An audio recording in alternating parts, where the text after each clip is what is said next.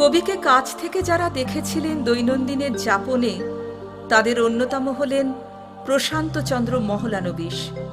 প্রশান্তচন্দ্র ভারতীয় বিজ্ঞানী ও পরিসংখ্যানবিদ। তার অন্যতম পরিচয়, তিনি রবীন্দ্রনাথের খুব কাছের মানুষ। রবীন্দ্রনাথের মৃত্যুবার্ষিকীতে ৯ আগস্ট ১৯৪২-এ কলিকাতা সাধারণ ব্রাহ্ম সমাজে রবীন্দ্রনাথ ঠাকুরের স্মৃতিচারণ করেন তিনি। পরে তা পরিবর্ধিত আকারে প্রকাশিত হয়। আমাদের নিবেদন তার স্মৃতিচারণের নির্বাচিত কিছু অংশ। কবি স্মৃতিচারণ করতে গিয়ে প্রশান্তচন্দ্র বললেন, ৩০ বছরেরও বেশি খুব কাছ থেকে কবিকে দেখবার সৌভাগ্য আমার ঘটেছে। যা দেখেছি সে সম্বন্ধে কিছু বলবার দায়িত্ব আমার রয়েছে। যা দেখেছি তার স্মৃতি আমার নিজের প্রগল্ভতা থেকে আমাকে রক্ষা করুক, আমার বাক্যকে গৌরব মণ্ডিত করুক। কবির কথা বলতে গিয়ে তিনি বলছেন, আজ তিনি দূরে চলে গিয়েছেন। এখন আরো বেশি করে মনে পড়ে তার কথাবার্তা, হাসি ঠাট্টা। জীবনযাত্রার ছোটখাটো খুঁটিনাটি জিনিসগুলির সঙ্গেও তার লেখার গভীর মিল। নিজের জীবনেও তার পথ ছিল অত্যন্ত সহজ সরল। গানে, কবিতায় বারে বারে বলেছেন, আমি যে বেসেছি ভালো এই জগতেরে, পাকে পাকে ফেরে ফেরে। আমার জীবন দিয়ে জড়ায়েছি এরে প্রভাত সন্ধ্যায়, আলো অন্ধকার মোর চেতনায় গেছে ভেসে। অবশেষে এক হয়ে গেছে আজ আমার জীবন আর আমার ভুবন। বোলপুর বা কলকাতায় বৈশাখ জ্যৈষ্ঠ মাসে অসহ্য গরম। দুপুরবেলা চারদিক পুড়ে যাচ্ছে, কিন্তু কখনো দরজা জানালা বন্ধ করতেন না। বর্ষার সময়েও দেখেছি হয়তো জানালা খুলে রেখেছেন, যাতে অবাধে আসতে পারে বৃষ্টির সুবাস বাতাস বেয়ে। যখন বয়স কম ছিল, কাল বৈশাখীর মেঘ আকাশে ঘনিয়ে এসেছে, বোলপুরের খোলা মাঠে ঝোড়ো হাওয়ার মধ্যে বেরিয়ে পড়েছেন। সারা বছর বিকাল থেকে খোলা ছাতে বসে থাকতে ভালোবাসতেন। বিলাতে শীতের জন্য দরজা জানালা বন্ধ করে রাখতে হতো, তাতে ওর মন খারাপ হয়ে যেত। বাইরের জগৎটা ওকে সত্যিই যেন পাগল করে দিত। অসুস্থতার মধ্যেও অপেক্ষা করে থাকতেন কখন ভোর হবে। সূর্য ওঠার অনেক আগেই উঠে বসতেন, বলতেন, শেষ রাত্রে উঠে রোজ চেষ্টা করি নিজের ছোট আমির কাছ থেকে ছাড়িয়ে নিয়ে সেই বড় আমির মধ্যে আপনাকে বিলিয়ে দিতে। পারি নে তা নয়, কিন্তু একটু সময় লাগে। কত কবিতার মধ্যে বলেছেন, প্রভাতে প্রভাতে পাই আলোকে প্রসন্ন পরশে অস্তিত্বের স্বর্গীয় সম্মান। বলেছেন, হে প্রভাত সূর্য, আপনার শুভ্রতম রূপ তোমার জ্যোতির কেন্দ্রে হেরিব উজ্জ্বল। প্রভাত ধ্যানেরে মোর সেই শক্তি দিয়ে করো আলোকিত। কবি বারবার বলেছেন যে তার জীবনে ছোট বড় নানা ঘটনার মধ্যে তার জীবন দেবতার ইঙ্গিত তিনি দেখতে পেয়েছেন। তার জীবনে সবচেয়ে বড় কথা ছিল, ভালো মন্দ যাহাই আসুক সত্যের লও সহজে। বলতেন, জীবন যেমন সত্য, মৃত্যুও তেমনি সত্য।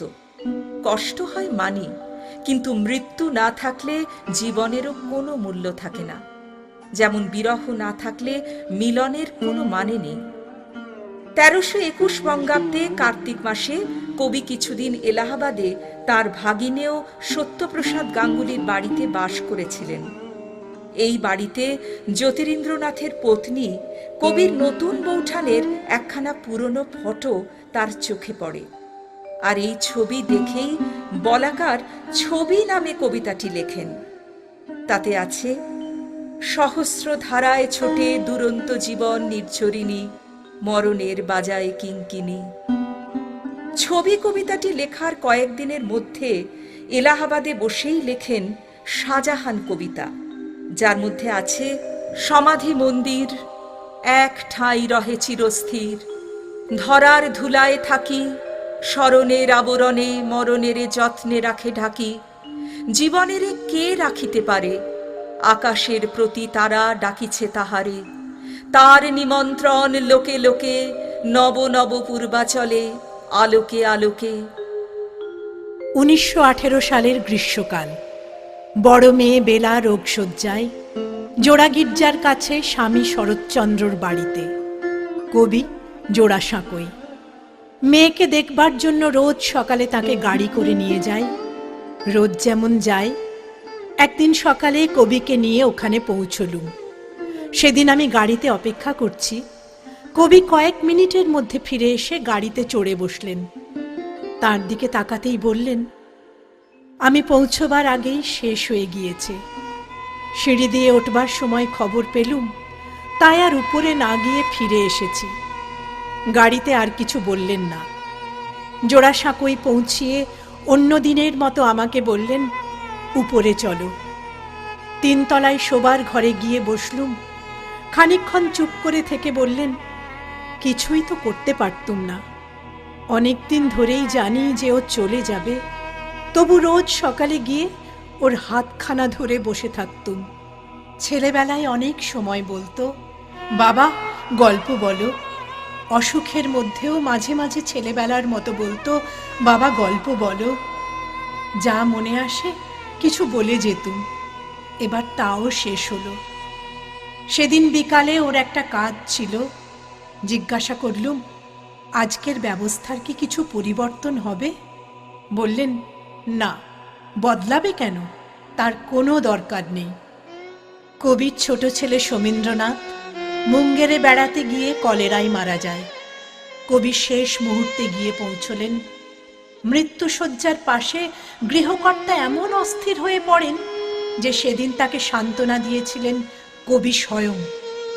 সমীন্দ্রনাথের মৃত্যুর অল্পদিন পরে মাঘোৎসব উপলক্ষে কবি বলেছিলেন, হে রাজা, তুমি আমাদের দুঃখের রাজা। হঠাৎ যখন অর্ধরাত্রে তোমার রথচক্রের বজ্রগর্জনে মেদিনী বলির পশুর মতো কাঁপিয়া উঠে, তখন জীবনে তোমার সেই প্রচণ্ড আবির্ভাবের মহাক্ষণে যেন তোমার জয়ধ্বনি করিতে পারি। সমী মারা যাওয়ার সময় কবিকে কেউ বিচলিত হতে দেখেনি, অথচ তার অনেক বছর পরে সমীর কথা বলতে বলতে চোখ ছলছলিয়ে এলো, তাও দেখেছি। এইভাবেই তিনি মৃত্যুকে গ্রহণ করেছেন।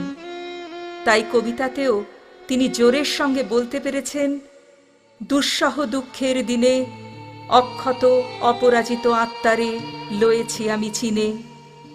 আসন্ন মৃত্যুর ছায়া যেদিন করেছি অনুভব, সেদিন ভয়ের হাতে হয়নি দুর্বল পরাভব। মানুষকে শুধু শুধু নিজের কাজে ব্যবহার করা, এ জিনিসটা তার কাছে ছিল বর্বরতা। বারবার বলেছেন, সভ্যতার ভিতরের কথা, প্রয়োজনকে ছাড়িয়ে আরো বড় কোনো সম্বন্ধ স্থাপন করা। শুধু মানুষ নয়, জীবজন্তু সম্বন্ধেও তার ছিল অসীম করুণা। শান্তিনিকেতনে কবির ঘরের সামনে পাখিদের জন্য জলের পাত্র ভরা থাকত। কবি রোজ নিজের হাতে তাদের খাবার দিতেন। শালিক, পায়রা, চড়াই, কত রকম পাখি ওর আশেপাশে ঘুরে খুঁটিয়ে খাবার খেয়ে যেত। কাকের দলও মাঝে মাঝে আসত। সে কথা স্মরণ করে আকাশপ্রদীপ বইয়ের পাখির ভোজ নামে কবিতায় লিখেছেন, এমন সময় আসে কাকের দল, খাদ্য কণায় ঠোকর মেরে দেখে কি হয় ফল। প্রথম হলো মনে তাড়িয়ে দেব, লজ্জা হলো তারই পরক্ষণে। পড়ল মনে প্রাণের যজ্ঞে ওদের সবাকার, আমার মতোই সমান অধিকার। তখন দেখি লাগছে না আর মন্দ, সকালবেলায় ভোজের সভায় কাকের নাচের ছন্দ। যেসব গাছপালার কেউ যত্ন করে না, তাদের প্রতি ছিল কবির বিশেষ টান। একসময় যখন শান্তিনিকেতনে কোনার্ক নামের বাড়িতে থাকতেন, পিছনের একটা উঁচু জায়গা ঘিরে নিয়ে কাঁটা গাছের বাগান তৈরি করলেন। সেখানে নানা জায়গা থেকে নানা রকম বুনো কাঁটা ফুলের গাছ সংগ্রহ করে রাখতেন। নিজের হাতে এই গাছগুলিতে জল দিতেন আর আমাদের ডেকে বলতেন, কি সুন্দর সব কাঁটা ফুল, একবার চোখ তুলে দেখো। বেশিরভাগ ফুলের নাম জানা নেই। কত নতুন নাম তিনি নিজে রচনা করেছেন। সোনাঝুরি, বনপুলক, হিমঝুরি, বাসন্তী। বিশ্বমানবের আদর্শ কবিতার লেখায়, বক্তৃতায় দেশে দেশে প্রচার করেছেন। নিজের ঘরে কোনো বিদেশি অতিথি এলে তার মন খুশিতে ভরে উঠত। প্রত্যেকের জন্য একটা দেশি নাম তৈরি করতেন। নরওয়ে থেকে এলেন অধ্যাপক কোনো, তার নাম হলো কর্ণ। ডেনমার্ক থেকে একটি মেয়ে এলো, তার নাম দিলেন হৈমন্তী। বিদেশেও দেখেছি বারে বারে বলেছেন, অন্য দেশের লোকেরা যখন আমার কাছে আসে, আমাকে ভালোবেসে কিছু দেয়, হয়তো আমার একটু সেবা করে, তখনই সবচেয়ে গভীরভাবে উপলব্ধি করি যে আমি মানুষ, সার্থক আমার মানব জন্ম। তাই লিখেছেন, জন্মবাসরের ঘটে নানা তীর্থে পুণ্য তীর্থ বাড়ি করিয়াছি আহরণ, এ কথা রহিল মোর মনে। বিদেশের ভালো দিকটা সর্বদা দেখেছেন, কিন্তু গায়ের জোরে কেউ বিশ্বমানবের পথরোধ করে দাঁড়াবে তা কখনো সহ্য করেননি। 1926 সালে মুসলিনির নিমন্ত্রণে ইতালিতে গিয়েছিলেন। সেখানে ফ্যাসিস্টতন্ত্রের ভালো দিকটাই শুধু তাকে দেখানো হলো। ইতালি থেকে বাইরে যাওয়ার পরে অন্য দিকের কথা শুনতে পেলেন। নিজের ভুল বুঝতে পেরে কবি তখন অস্থির হয়ে উঠলেন। ইতালি সম্বন্ধে আবার লিখতে আরম্ভ করলেন। কোনো জায়গায় স্থির হয়ে বসতে পারেন না। তারপর লেখাটা যখন শেষ করে ম্যানচেস্টার গার্ডিয়ানে পাঠিয়ে দিলেন, তখন শান্ত হলেন। জার্মানি যখন নরওয়ে আক্রমণ করে, সন্ধেবেলা শান্তিনিকেতনে রেডিওতে খবর পৌঁছল। শুনে ওর মুখ গম্ভীর হয়ে গেল। বললেন, অসুররা আবার নরওয়ের ঘাড়ে পড়ল, ওরা কাউকে বাদ দেবে না। শেষ বয়সেও লিখেছেন, মহাকাল সিংহাসনে সমাসীন বিচারক, শক্তি দাও মোরে, কণ্ঠে মোরানো বজ্রবাণী। মৃত্যুর 3 মাস আগেও সভ্যতার সংকটে লিখেছেন, আজি পারের দিকে যাত্রা করেছি, পিছনের ঘাটে কি দেখে এলুম, কি রেখে এলুম, ইতিহাসের কি অকিঞ্চিতকর উচ্ছিষ্ট। সভ্যতাভিমানের পরিকীর্ণ ভগ্নস্তূপ। কিন্তু মানুষের প্রতি বিশ্বাস হারানো পাপ। সে বিশ্বাস শেষ পর্যন্ত রক্ষা করব। আশা করব, মহাপ্রলয়ের পরে বৈরাগ্যের মেঘমুক্ত আকাশে ইতিহাসের একটি নির্মল আত্মপ্রকাশ হয়তো আরম্ভ হবে এই পূর্বাচলের সূর্যোদয়ের দিগন্ত থেকে। আর একদিন অপরাজিত মানুষ নিজের জয়যাত্রার অভিযানে সকল বাধা অতিক্রম করে অগ্রসর হবে তার মহৎ মর্যাদা ফিরে পাওয়ার পথে।